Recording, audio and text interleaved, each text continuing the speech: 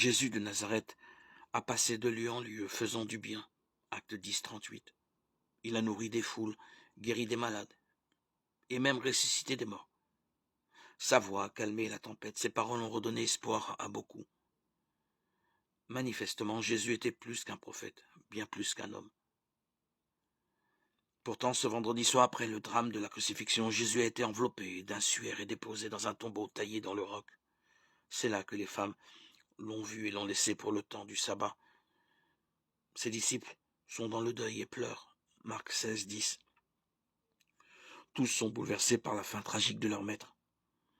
Ils ont mis toute leur espérance en lui. Ils ont compris qu'il est le Messie promis. Mais leur nation l'a haï, et en accord avec l'occupant romain, l'a fait crucifier comme un malfaiteur. Dieu semble se taire. Mais dès le lever du jour, au lendemain, des faits extraordinaires se produisent. La terre tremble, un ange descend, roule la pierre qui ferme le tombeau. Le tombeau est vide. Dieu qui semblait si loin montrait l'excellente grandeur de sa puissance. Éphésiens 1, 19. En ressuscitant son Fils. Au jour le plus sombre succède le jour le plus beau. Les disciples se réjouissent quand ils voient le Seigneur ressuscité. Jean 20, 20. Ils auraient pu chanter avec l'auteur du psaume. Tu as changé mon deuil en joie. Psaume 30, 11. Le Seigneur est vivant. Le deuil est transformé en une grande joie. Le soir, les pleurs viennent loger avec nous et le matin, il y a un chant de joie.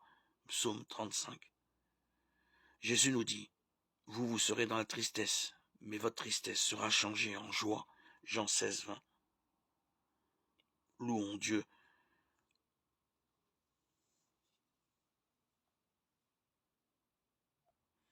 Les 11 apôtres et leurs compagnons disaient, le Seigneur est réellement ressuscité, il est apparu à Simon. Luc 24, 33, 34.